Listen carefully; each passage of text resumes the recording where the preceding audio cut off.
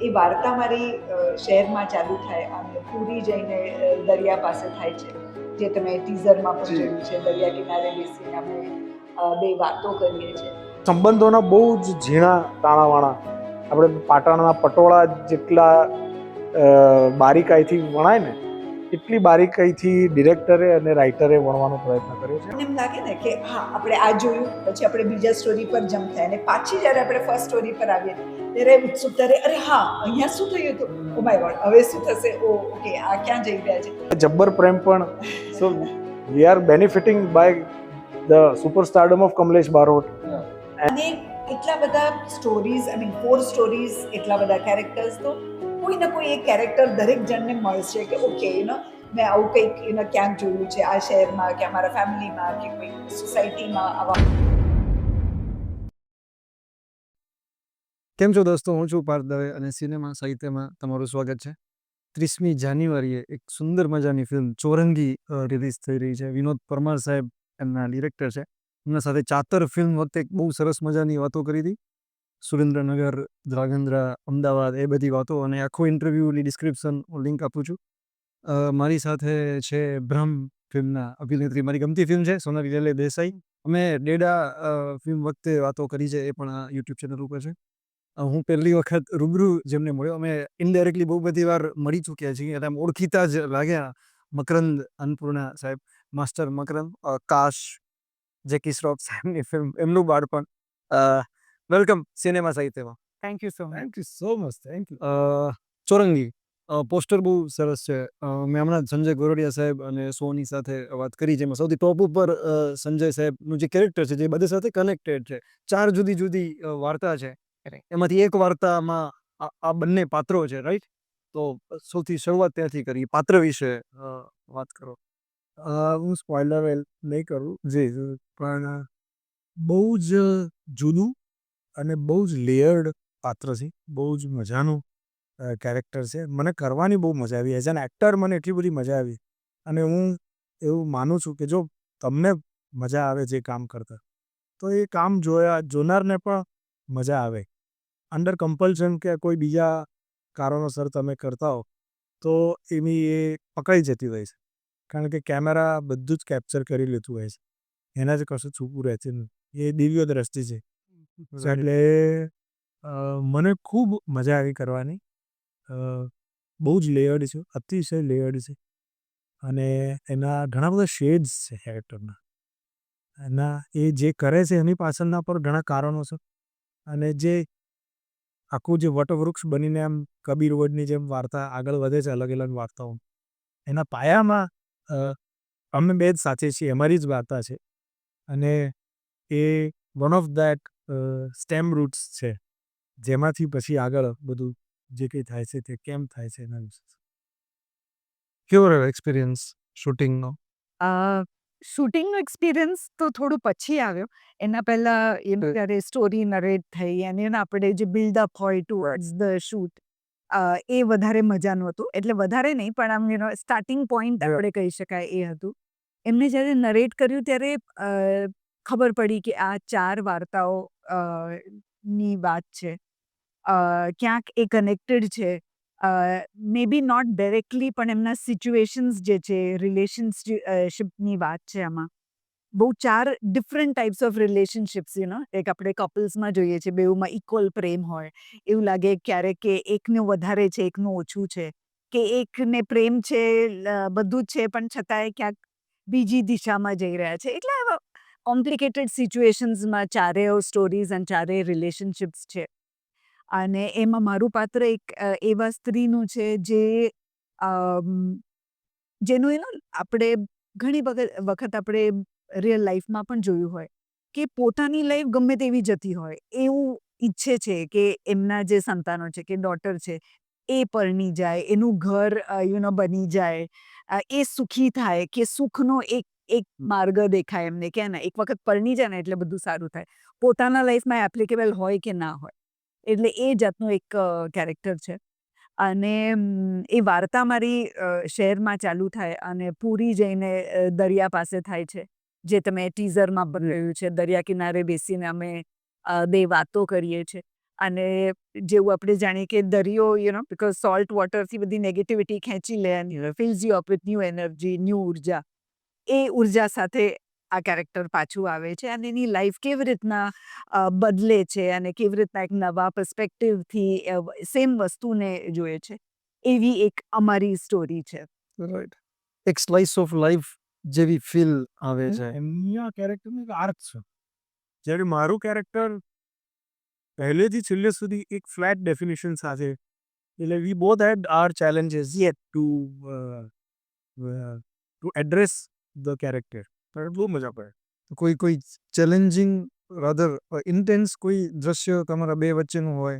પહેલા 5 સેકન્ડની ફિલ્મમાં ચાલુ થશે અને 5 સેકન્ડમાં જ ઇન્ટેન્સ એક દૃશ્ય આવશે. ભર ઊંઘમાં હો ને ઠંડુ પાણી કાં તો ગરમા ગરમ ચામાં તમારી આગળ બોલીને કોઈ તમને આમ ઝબકીને જાગી જાઓ તમે, અને કેવી રીતે જાગી જાઓ, એવી રીતે ફિલ્મ શરૂ થતાં જ ઓડિયન્સ ઝબકી જશે. અને કે તમારા બંનેનું જ દ્રશ્યથી ઓપન થાય છે. ક્યારેક મકરંદભાઈને એ સિચ્યુએશનમાં ના જોયો હોય અને મને તો 100% નહીં જોયું હોય, એવી એક સિચ્યુએશન અમારી છે. ઓકે. એના વિશે થોડીક વધારે વાત એ રીતે કરીએ કે આ ફિલ્મ જોયા પછી જે તમે વાત કરી શકો એ દ્રશ્ય વિશે, થોડી મેકિંગ વિશે વાત કરી શકો. we play parents to જી. the main protagonist, that is constable Dhoni, એટલે કે સોહની, એ જે પાત્ર ભર્યું છે એના માતા પિતાનો, અને પછી સોહનીનું જે વિચાર વિશ્વ આકાર લે છે, એના જે થોટ પ્રોસેસીસ છે, અને એમાં એને એક સાથીદાર, એડવાઇઝર, સલાહકાર કે મિત્ર સંજયભાઈ મળે છે, અને એમના પણ પર્સપેક્ટિવ જોડાય છે દુનિયા જોવાના.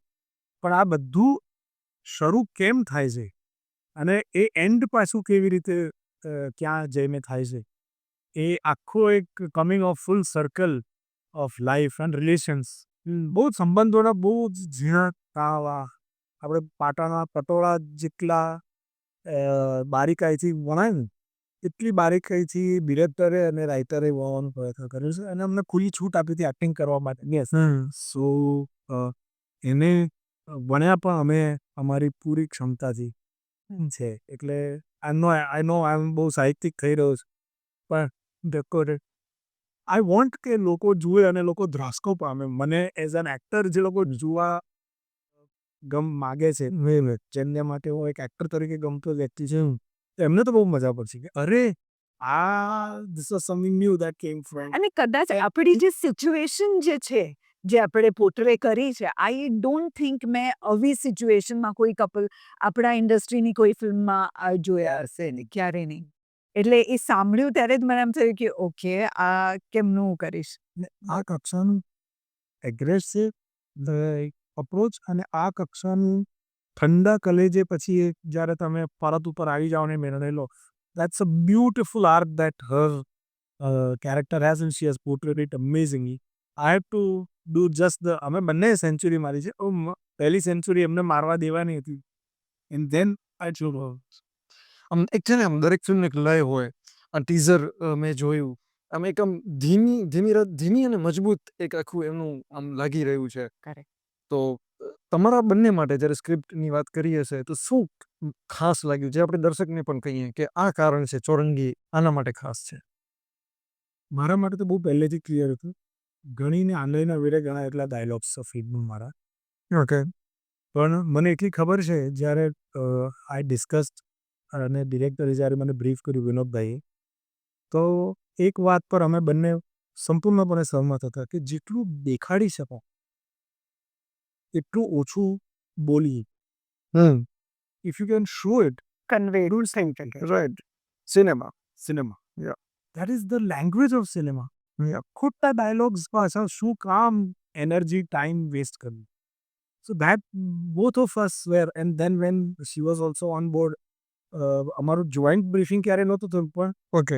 ત્રણેય જણા એક ખડે હતા, હા, કે લેટ્સ પરફોર્મ ઇટ રાધર દેન આ જ સીન, જે સીન છે અમારા, એ સીનમાં બહુ જ બધા કારણ વગરના સાહિત્યિક ડાયલોગ્સ અલગ અલગ રીતના જાતના દુનિયાભરની ભગવદ્ ગીતા સંભળાવતા થઈ શક્યા, પણ એટલું બધું રિસ્ટ્રેન રીતે અને જસ્ટ થ્રુ પરફોર્મન્સીસ કરવાની એક ચેલેન્જ અમને આપી હતી, એટલે બહુ મજા પડી એ કરવાની. એ લેયર્સ કદાચ જેમ સોનલબેને કહ્યું તેમ પહેલી વાર કોક જોશે ગુજરાતી સિનેમામાં ખાસ કરી ખૂબ લેયર. આ તો ઓફકોર્સ અમારી જે સ્ટોરી છે, અમારો જે ભાગ છે એની વાત થઈ. અ, જ્યારે એનું સ્ક્રીનિંગ એક નાનકડું અમારા માટે જે થયું હતું એ મેં જ્યારે ફિલ્મ જોઈ, આખી ફિલ્મ છે. આખી ફિલ્મ Yeah. જોઈ ત્યારે એક આખો એક પર્સપેક્ટિવ આવી જાય આપણે હમ. આખી ફિલ્મ જોયા પછી. તો મને આમ ઉત્સુકતા થતી હતી, ઓકે 4 સ્ટોરીઝ ચાલી રહી છે, સાયમલ્ટેનિયસલી ચાલી રહી છે.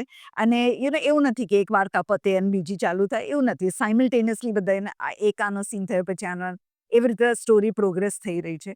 તો આપણને એમ લાગે ને કે હા આપણે આ જોયું પછી આપણે બીજા સ્ટોરી પર જમ્પ થાય, અને પાછી જ્યારે આપણે ફર્સ્ટ સ્ટોરી પર આવીએ ત્યારે ઉત્સુકતા રહે, અરે હા અહીંયા શું થયું હતું, હમ. ઓ માય ગોડ હવે શું થશે, ઓ ઓકે આ ક્યાં જઈ રહ્યા છે.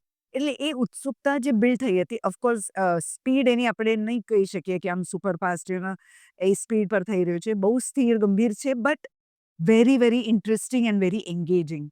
ઇન્ટેન્સ સીન છે, થોડા મજાવાળા સીન છે, એવા સીન્સ છે કે તમે આમ ખડખડાટ ના હસો પણ મનમાં એક સ્માઇલ આવી જાય. અને એટલા બધા સ્ટોરીઝ, 4 સ્ટોરીઝ, એટલા બધા કેરેક્ટર્સ, તો કોઈ ને કોઈ એક કેરેક્ટર દરેક જણને મળશે કે ઓકે મેં આવું કંઈક ક્યાંક જોયું છે, આ શહેરમાં કે અમારા ફેમિલીમાં કે કોઈક સોસાયટીમાં આવા ફેમિલીઝ જોયા છે કે આવું કંઈક માણસ જોયો હોય, એવું એક ફિલિંગ ચોક્કસ આવશે. સો એવું લાગ્યું કે બહુ રિલેટેબલ છે, બહુ ઓનેસ્ટ છે, આમ કંઈ ઓવર ધ ટોપ કંઈ નથી. એટલે બહુ રોજમર્રાના લોકો હોય આપણે જેમને જોયા હોય, એમની સાથે કદાચ જીવ્યા હોય, એ ટાઈપના લોકોની સ્ટોરી છે. Right. તમે બંને ખૂબ કામ કર્યું છે અને કરી રહ્યા છો. તો અત્યારે શું આમ ચેલેન્જીસ લાગે છે ઇન્ડસ્ટ્રીમાં કોઈ પણ ટર્મથી? એક્ટરની પર્સપેક્ટિવ કરું કે ઓવરઓલ ઓબ્ઝર્વર તરીકે કહું, હું તો અત્યારે બહુ જ આઈ થિંક સોનલબેનને આપણે પહેલાં સાંભળી. For me I think generally આપણે જ્યારે ફિલ્મ્સની વાત કરીએ તો ઘણા લોકો બહુ સેફ રૂટ એક અપનાવે છે કે ધીસ ફોર્મ્યુલા, થોડું લાફ્ટર હોય તો ચાલી જાય. ઓફકોર્સ થોડાક એક લાફ્ટર પછી એક ઇમોશનલ મોમેન્ટ આવી જાય, ધીસ કાઇન્ડ ઓફ ફિલ્મ્સ આપણા ઇન્ડસ્ટ્રીમાં વર્ક કરે છે અને કરે જ છે, નોટ દેટ નથી કરતા. બટ એના બહાર જઈને વિચારવાનું હવે ચાલુ થયું છે કે ઓકે આ એક ફોર્મ્યુલા, આપણને એક hit formula for so many years આપણે ચલાવ્યો, તો ખાલી એના પર હવે ડિપેન્ડન્ટ નથી. હવે એવું લાગે છે કે જુદા જુદા સબ્જેક્ટ્સ ઓપન થઈ રહ્યા છે, ઓડિયન્સ વધારે રિસેપ્ટિવ થઈ ગઈ છે કે ના આવા કંઈક નવા વિષય સાથે, આવા કંઈક નવા ટ્રીટમેન્ટ સાથે તમે આવશો તો અમે જોવા તો એ જઈશું અને એન્જોય કરીશું. તો એ થોડોક એક એ બદલાવ આવ્યો છે. બટ એની સાથે સાથે the challenge always will be કે સારી સ્ક્રિપ્ટ આવી અને સારી સ્ટોરી, એક જે નેરેટિવ જે ફોર્મ થાય એ બહુ જ સરસ હોવું જોઈએ. હજી મને એવું લાગે છે કે the need for good script and good writers, એવું નથી કે નથી, પણ એમને proper justice through good production house, a good set of actors, અને ઓડિયન્સ સુધી પહોંચે એ વસ્તુ, એટલી તાકાત ધરાવતું એક ટીમ હોવી જોઈએ કે એક સારી સ્ટોરીને ત્યાં સુધી પહોંચાડે. બિકોઝ ક્યાંક થોડા બ્લેન્ક્સ મારા હિસાબે રહી જાય છે. બહુ જ સરસ પ્રોજેક્ટ હોય, બહુ સરસ રીતે બની હોય, તો એમની પાસે પેલું સ્કિલ ના હોય કે એને માર્કેટ કેવી રીતના કરવાનું, કે એને લોકો સુધી કેવી રીતના પહોંચાડવાનું. Either it could B financial trouble હોઈ શકે કે પછી જસ્ટ ડોન્ટ નો કે એવું કંઈક, એના માટે હજી ફોર્મ્યુલાઝ નથી બન્યા. હજી આપણે શોધી જ રહ્યા છે કે કેવી રીતના આ વસ્તુને માર્કેટ સુધી કે લોકો સુધી આપણે પહોંચાડીએ. બિકોઝ ગમે તેટલો સારો પ્રોજેક્ટ કે ફિલ્મ આપણે કરીએ, જ્યાં સુધી લોકો સુધી ના પહોંચે તો as an actor or as a performer or the producer એમને પેલું સંતોષ ના લાગે. તો આઈ થિંક એ ક્યાંક હજી થોડા ગેપ્સ દેખાઈ રહ્યા છે, અને એને કેવી રીતના ફિલ કરવાનું એ સૌથી મોટું ચેલેન્જ અત્યારે મને દેખાઈ રહ્યું છે. હું 3 મુદ્દા બહુ ઝડપથી જે હું ઓબ્ઝર્વ કરી રહ્યો છું અત્યારે as V speak on today January 2024, Gujarati cinema જેમ ઓવરઓલ ઇન્ડિયન અને world entertainment media post corona અને પ્રી કોરોના 2 ભાગમાં વહેંચાઈ ગઈ છે. પોસ્ટ કોરોના જે આપણા ઓટીટીનો એક ધસારો, જો વિશ્વ આખું ખુલી ગયું સડનલી એ 1 વર્ષમાં, છેવાડાના ગામડાના લોકો પણ કોરિયન અને તમિલ ને તેલુગુ અને મલયાલમ અને દુનિયાભરની ઈરાનિયન ફિલ્મોને હિન્દી ડબ થઈને જોવા લાગે. Thanks to the internet access. અને કોરોના કારણ કે ઘરે બેઠા હતા 6 મહિના કરવું શું? એમાંથી જે એક આખો નવો ચેલેન્જ ઊભી થઈ, જે ચેલેન્જ ત્યાંના લોકલ રિજનલ મેકર્સ માટે બહુ મહત્ત્વની હતી. અને એમાંથી સારું કન્ટેન્ટ બનવાનું કે દેખાદેખીમાં સારું બનાવવું પડશે, નહીંતર આવી બનશે આપણું. એક એ બહુ સકારાત્મક ઓબ્ઝર્વેશન. બીજું કે એવું જ જે હું અત્યારે ગુજરાતી સિનેમાને હવે મને એવું લાગે છે, અને આ એક બહુ જ મોટો અગત્યનો મેસેજ છે. It may be a bold statement, ઘણા બધા લોકો કદાચ અ, ન સંમત થાય, પણ ગુજરાતી સિનેમા હવે 2 રીતે જોવાશે. પ્રી લાલો એરા અને પોસ્ટ લાલો એરા. લાલો એના માર્કેટિંગ સક્સેસ કે ફાઇનાન્શિયલ 100 કરોડને આંબી ગઈ એટલા માટે નહીં માગતે. ફિલ્મ તરીકે પણ આપણે તો તમે આઈ થિંક જોઈ છે, આપણે બધાએ we have seen the film. બહુ જ સપ્રમાણ ફિલ્મ છે. અને આઈ યુઝ ધ વર્ડ કોટ અનકોટ સપ્રમાણ. 90% લોકો ફિલ્મ મેકર્સ આપણે ત્યાં ચૂકી જતા હોઈએ છીએ. કારણ કે મેં પોતે મારી સેકન્ડ ઇનિંગ શરૂ કરતાં પહેલાં 45 ફિલ્મો કરીને આવી છે. એટલે આઈ નો એમાંથી કેટલી ફિલ્મોમાં સપ્રમાણપણું હતું. ગુજરાતી થાળી જે બધું જ પરફેક્ટ હોવું જોઈએ. Lalo is a very well made be, if not the greatest of all. એમાં કદાચ એવું કંઈ જ નથી કે પહેલી વાર થયું છે કે સિનેમાની કોઈ નવી ટેકનોલોજી લાવ્યા, એવું નથી. But it is a very well made film. Everybody has work so. Connect થઈ. અને એ ચમત્કાર છે, જે ચમત્કાર કહેવાય છે, એ આ ચમત્કાર છે. બાકી તો બધું માર્કેટિંગ એકવાર ચડે પછી તો બધા પકડી લેતા હોય છે પતંગ. એટલે એક એ હવે આપણી પાસે આ એક બહુ જ સારો એ છે એરા એવો છે કે જ્યાં નોન એક્ટર્સને લઈને, ન્યૂ કમર્સને લઈને, નવા ચહેરા. નવા ચહેરાઓને લઈને you can experiment.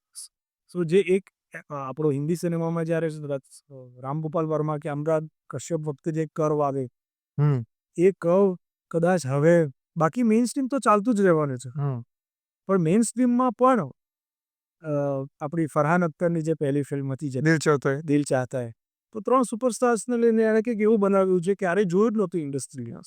These are those curves કે જ્યાંથી નવો ચીલો ચાતરવાની જે વાત છે. એટલે એ છે. એક્ટર્સ માટે મારે એટલું જ કહેવું છે કે હજી પણ મને બહુ દુઃખ થાય છે, જેમાં મારા બહુ જ અંગત મિત્રો અને જે મારા પછી આવે એ પણ છે. સિનેમામાં નાટકની એક્ટિંગ ના, નાટકમાં નાટકની એક્ટિંગ કરો, ટેલિવિઝનમાં ટેલિવિઝનની એક્ટિંગ કરો. સિનેમાનું અભિનય શાસ્ત્ર એક જુદું ગણિત છે. એમાં તમારે કશું જ ઓવર બોર્ડ ડિરેક્ટર કહે તો ડિરેક્ટરને પણ નમ્રપણે સમજાવી શકે, પણ જે દિવસે એ આવી જશે ને તો આપનું સ્તર પણ આપોઆપ. અને જુઓ તમે છેલ્લા 10-12 વર્ષમાં તમે તો કીન ઓબ્ઝર્વર રહ્યા છો, એવી જે ફિલ્મો કે જ્યાં બહુ સબ્ડ્યુડ, કંટ્રોલ્ડ અને સરસ સિનેમેટિક પરફોર્મન્સ થયા છે, રાઈટ, કશું જ વધારે નહીં, કશું ઓછું નહીં, સપ્રમાણ, એ બધી ફિલ્મો ખૂબ વખણાય છે. જેમાં મલ્હારની અભિનેત્રી પર નામ દઈને કહું 2-3 ફિલ્મો છે, માઇકલની અમુક ફિલ્મો છે, અમુક ફિલ્મો એવી પણ છે કે જેમાં એ જરાય નથી તેને આપણને. એ જગત ફિલ્મ મેં જોઈ નથી, પણ મારી માએ જોઈ છે અને મને બહુ વખાણ્યા કે યશને તો હસવું જ જોઈએ છે, ભલે કમર્શિયલી કદાચ કેમ એ દેખાય નહીં બહુ, પણ so we must keep on doing that. અને અલ્ટિમેટલી અચીવમેન્ટ તો એ જ છે ને, આપણું એક સરસ ફિલ્મ બને. બાકી ફિલ્મમાં નાટક તો એ તો ઘણા બધા એપ્સ ઉપર નાટકોને ડિજિટાઇઝ કરીને જોઈ જ શકાય છે આપણને. So you can see Sanjay ગોરડિયાનું નાટક ઓન ટેલિવિઝન, યુટ્યુબ. સંજયભાઈ સાથે એ જ વાત કરી છે. અને ગોરડિયાને આ ફિલ્મમાં તમે જોશો, તમને ખ્યાલ હશે કે આટલું અંડરપ્લે પ્લે અને આટલું અંડર પ્લે પણ ના, ચલો નાટક એ તો પણ બધી શૈક્ષણિક જાર્ગન્સ, આટલું સિનેમેટિક પરફોર્મન્સ, ત્યાં તમને કેમેરા સાથે આટલું બધું તાદાત્મ્ય તમે કેળવીને એક અભિનય અભિનેતા તરીકે મજા કરો છે. રાઈટ રાઈટ એમણે એ જ વાત કરી કે સૌની નેચરલ છે, એને કશું કરવાનું જ નથી. શી ઇઝ એકચ્યુઅલી એટલી બધી પાણી જેવી છે કે એને તરત કેરેક્ટરમાં સમજી જાય. ચોરંગી જોવા માટે આપણે દર્શકોને કોઈ એક ખાસ કારણ કેવું હોય તો? એક નહીં 4 કારણ છે, કારણ કે 4 વાર્તાઓ સોંપો, 4 રંગ છે. અને હું કહું છું એમ, અને હવે આ રિપીટેટિવ કદાચ થશે 2-3 જગ્યાએ, પણ આ એન્થોલોજી છે.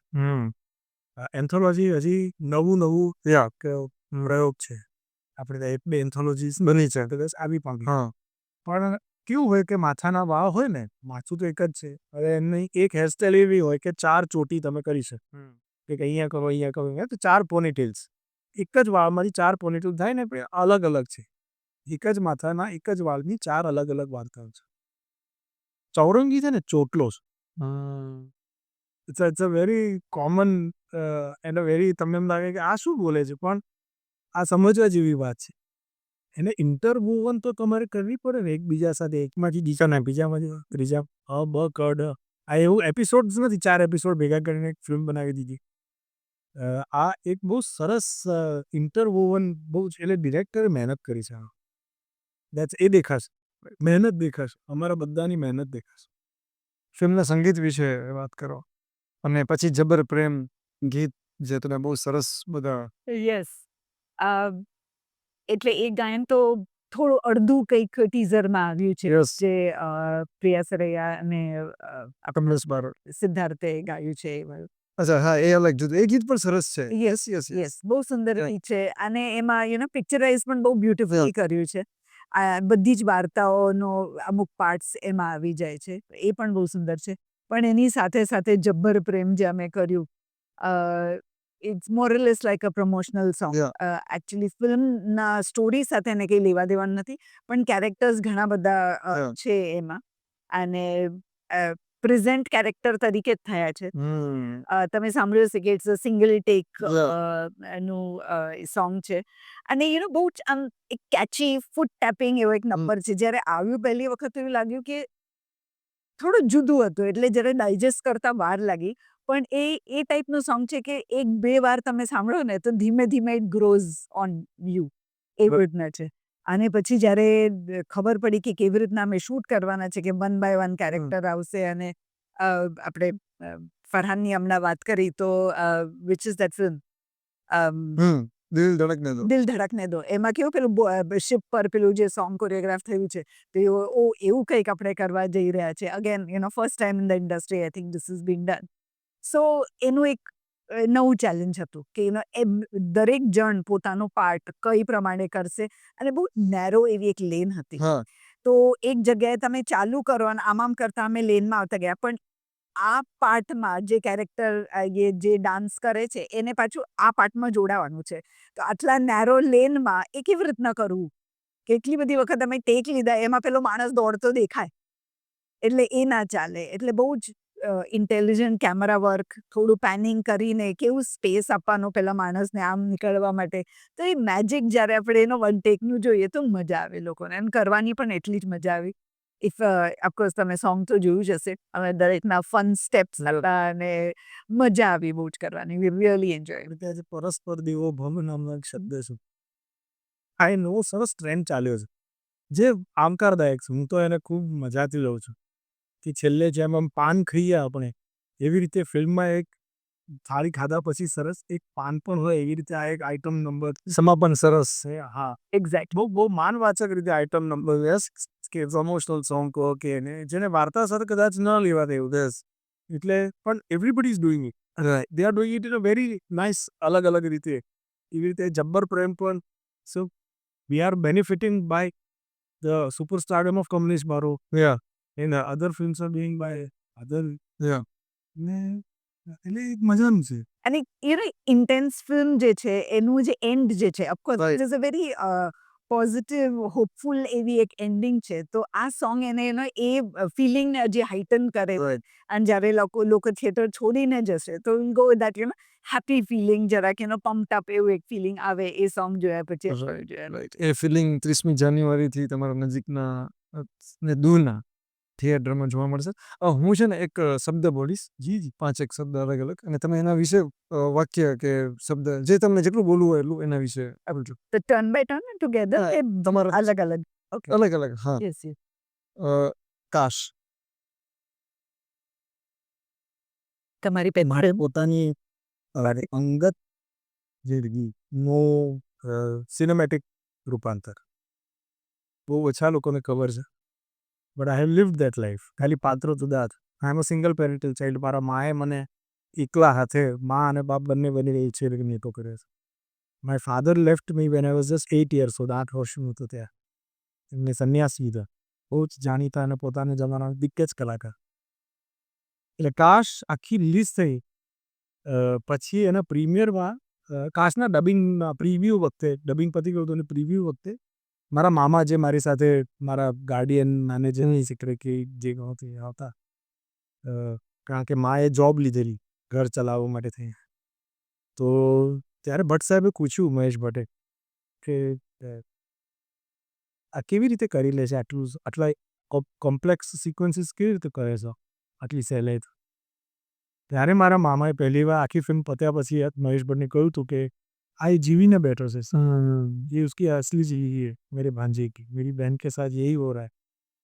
અને પછી જે ભટ્ટ સાહેબ મને ભેટીને રડ્યા એ હું ક્યારેય નહીં ભૂલું. બીજો શબ્દ યસ ઓકે બીજો શબ્દ મેં જ આમાં ઓકે એક વાક્યમાં તમે કહેજો મેં જ લખ્યો હતો બીજો શબ્દ બાળપણ. બેઉને એકમાં જવાબ આવી. Lights, cinema, super. કોઈ સ્કૂલ પિકનિક્સ નહીં, કોઈ મિત્રો નહીં, સિનેમા. સિનેમા, માત્ર સિનેમા. અને બસ યુનિટ્સ ને એ જ યાદો છે. ઓકે વતન. કોઈ રમકડા નથી. ઓકે વતન હું ક્યારેય ગયો જ નથી. મારી માની સાઈડનો વતન એ નથી ક્યારે ગયો કે મારા પિતાજી છે. હું ક્રોસબ્રીડ છું. મા જીજેટુ છે અને પપ્પા શુદ્ધ સૌરાષ્ટ્ર છે. પણ આ નેવર તો એવું વતન મમ્મીનું નાના મતલબ મહેસાણા પાસે લાંગણ છે. ઓકે અને સે પેલા એમના પપ્પા સોનેન્દ્રનગર સુપર. રડોલ ખંભલા એટલે બધા કોમ્પ્લેક્સ કોન્ટ્રાડિક્શન્સ છે. વતનનો મને આ અર્થ નહોતો ખબર. વતન I always thought Bharat. You know that for me મૂળ ઓકે તો તમે મોટા થયા મુંબઈ મુંબઈ. અને અમદાવાદ. ગુજરાતી ફિલ્મો. અત્યારે સૌથી શ્રેષ્ઠ સમય આવી રહ્યો છે એને કેપ્ચર કરી. ગુજરાતી સિનેમા અત્યારે મારા વાળ જેવી છે એટલે કે ઓપોર્ચ્યુનિટી જેવી છે. આગળ વાળ છે પાછળ તાલ છે. જો જતી રહ્યો ને એ 2 વર્ષ 3 વર્ષમાં કારણ કે ઓડિયન્સને દર શુક્રવારે કંઈક નવું જોતું સ્ટાર્ટ પ્લાનિંગ ફ્રોમ નાઉ. વરસ લાગતું હોય છે એક ફિલ્મ બનાવતા બિલીવ અને પકડાઈ જશે જેમ મરાઠી સિનેમામાં પકડાયું, મલયાલમમાં પકડાયું. રાઈટ. ચોરંગી. આ વર્ષની પહેલી ફિલ્મ 2026ની પહેલી ફિલ્મ શરૂ થઈ રહી છે. To start with a very the film which is very close to my heart. એ પહેલાં એક આવશે નાના પેલી એક સ્ટાર્ટર વેલકમ ડ્રિંક જેવી 16મી તારીખે આવી રહી છે. પણ ચોરંગી 30 તારીખે ગાંધી નિર્વાણ દિને શહીદ દિવસે. સુપર. અમે આમાં છેલ્લું વાક્ય આપણે અલગથી વાતો કરીશું પણ મમ્મી અન્નપૂર્ણા બેન મેં એવું લખ્યું છે એક વાક્ય. એ સ્ત્રીના શરીરમાં કેદ થઈ ગયેલા મારા પપ્પા છે. સો એ અનફોર્ચ્યુનેટલી નથી મમ્મી રહી, નથી પિતા રહ્યા. આમ કે મા અને બાપ બંનેનો પ્રેમ આપવા રહી ને એમાં એ બિચારે ક્યાંય નહીં ના રહી. એણે બહુ જ સારી રીતે મને ઉછેર્યો છે. અદ્ભુત ઉછેર થયો છે એટલે તો અહીંયા છું. નહીં તો ક્યાંય ગુસ્સે में इधर उधर निकल जाए પણ હા આઈ pity her and that's why I will never be able to forgive for certain reasons my father. કારણ કે એ છે ને 2 પાયા અને રંગીમાં પણ તમે અમારા રિલેશનશિપમાં જોડો ઓકે એની શું અસર સંતાન ઉપર થતી હોય છે એકના એક સંતાન ઉપર ખાસ કરી. ભ્રમ. સોરી ભ્રમ. બ્રહ્મ ભાંગ્યો. Pass. Super. Architect. Again past Chorangi. Future Vadodara. ઘર ઓકે પિતા. Memory thank you. મને લાગે છે આ સંજય સર વાળું ને સોની મેમ વાળું બહુ પેલું હળવું સરસ ગયું હતું પણ આ થોડું વધારે પણ મજા આવી. Thank you. સિનેમા સાહિત્યમાં બહુ મજા આવી બંને સાથે વાત કરીને. મને લાગે છે આપણે મળતા રહીશું અને બંને સાથે મેં ત્યારે ડેડા વખતે પણ તમને કહ્યું હતું કે અલગથી બહુ સરસ ઘણી બધી વાતો થઈ શકે એવા બંને વ્યક્તિત્વ છે. તો બસ મારે એટલું જ કહેવું છે કે પાર્થને કહો ચઢાવે બાણ હવે તો સિનેમા એ જ કલ્યાણ. Thank you.